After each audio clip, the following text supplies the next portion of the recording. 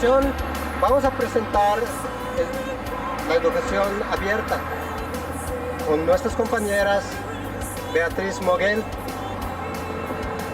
Miriam Manzano, Ana Emily Solís. Igual incluye Hildardo Tun y un servidor, Guillermo Juez.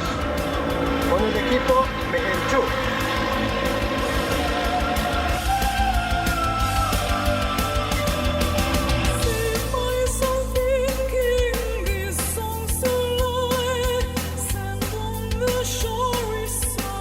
Hoy nos toca hablar de la educación a distancia. Hablemos de la definición de educación a distancia. Es un sistema mediante una metodología innovadora, currículo, que se tiene que elaborar a partir de una demanda de sus propios educandos y del medio social. ¿Qué es educación a distancia y su objetivo? La información del alumno para conocer y dominar su medio a través de la interacción con su entorno. Ahora hablemos del propósito de la educación abierta. Genera en la educación capacidades, habilidades para intervenir en el medio con el contexto de una educación y en su entorno, que es natural, cultural, social, en que se encuentra incierta la escuela. Ahora, el principio. Se enfoca en una educación social, pretende formar educandos con confianza en sí mismo y su capacidad. El concepto de educación abierta se entiende al educando como un ser integral, con carácter, que confía en sus capacidades de realización, que cultiva valores fundamentales de convivencia como el respeto humano, el amor hacia el entorno, solidaridad, orden y responsabilidad.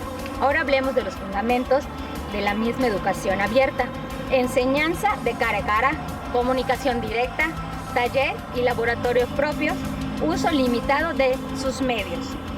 Ahora las características son población de adultos particular, una metodología innovadora, un campus universitario ilimitado y un plan de estudios particular. Todo esto es educación abierta.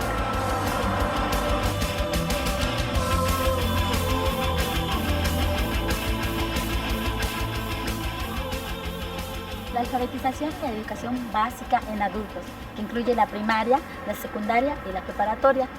De acuerdo a la política gubernamental de educación para adultos en México, esta está enfocada por una parte a la alfabetización y educación básica, primaria, secundaria y preparatoria, de la población de a partir de 15 años y más, a través de la conducción del Instituto Nacional de Educación para Adultos y con la participación de 25 institutos estatales, y a la articulación de esfuerzos con otras opciones educativas públicas a través del Consejo Nacional de Educación para la Vida y el Trabajo.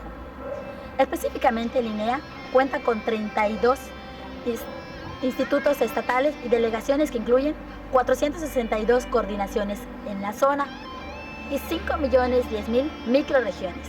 El INEA tiene un papel normativo, técnico y político. Opera a nivel estatal, local y tiene como población objetivo a 31.9 millones de personas. 5 millones de ellas que son analfabetas de 15 años o más, quienes no han terminado su educación básica. Trabaja con el modelo de educación para la vida y el trabajo, que es el MEVIT, con la vertiente de este modelo para población indígena, que el INEA empezó a aplicar en lengua maya en 2007. Se ofrecen actualmente materiales específicos, principalmente para el nivel inicial, que es la alfabetización en 42 lenguas indígenas, además del español tratado como segunda lengua.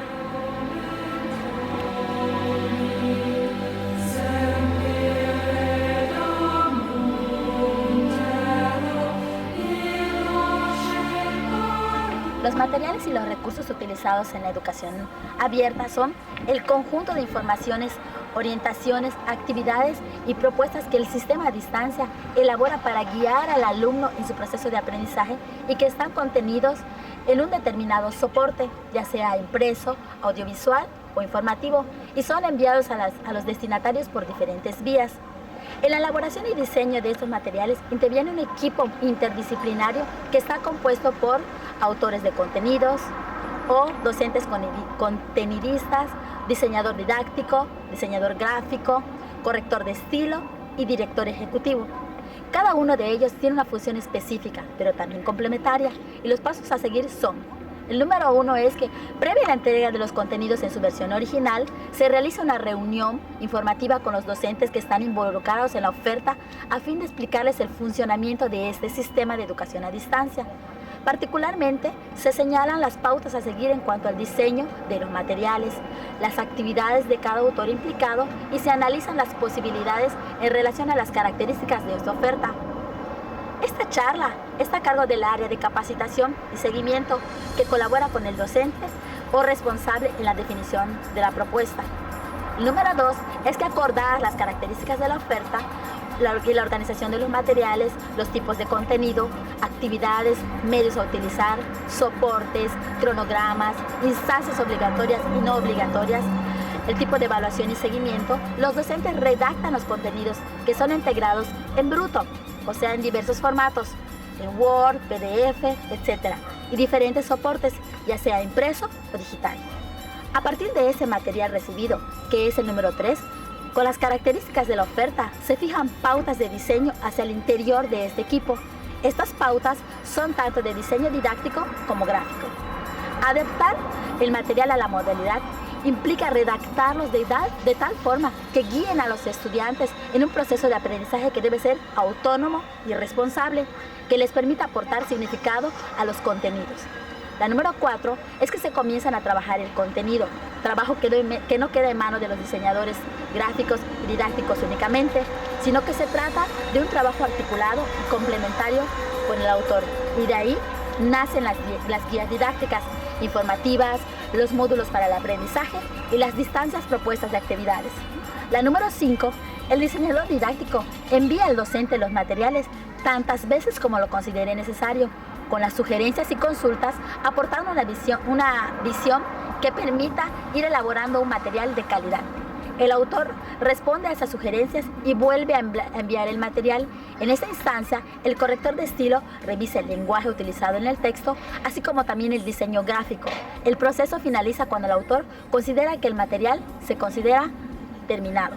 La número 6 es que se revisa el material una vez finalizado el proceso, pero previo a la duplicación.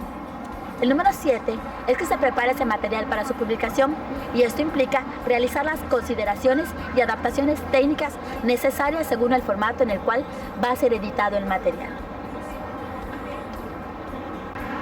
Estos 7 pasos son los que se tienen que tomar en consideración y con base a ellos redactar o realizar los materiales, ya sean impresos, digitales, que se necesiten y se adapten al aprendizaje del alumnado, con el objetivo de proporcionar un aprendizaje significativo a todos nuestros alumnos.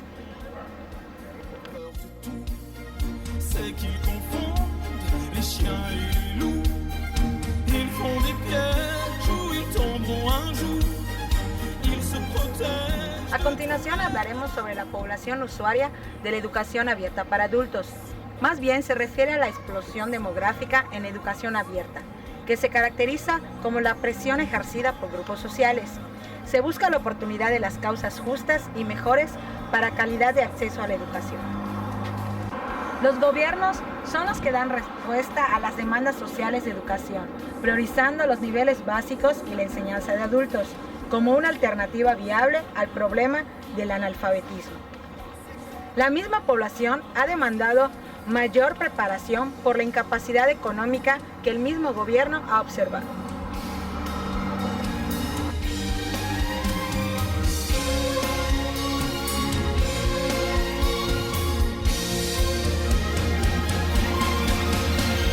Después de describir el proceso instruccional de educación abierta y los fundamentos teóricos que lo sustentan, podemos concluir que el proceso de la educación abierta es complejo, por lo que muchas veces la valoración negativa de esta modalidad es producto del desconocimiento.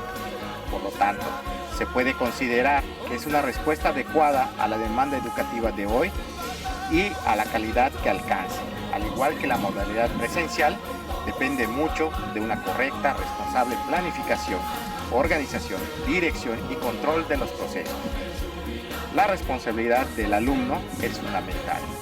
La presencia de conductas de entrada relacionadas con habilidades intelectuales, más que con los contenidos, son requisitos. También se olvida que el aprendizaje siempre es individual. Por consiguiente, tanto en la participación en una clase formal como en el silencio del estudio, de la lectura, del análisis intelectual, lo que importa es el aprendizaje.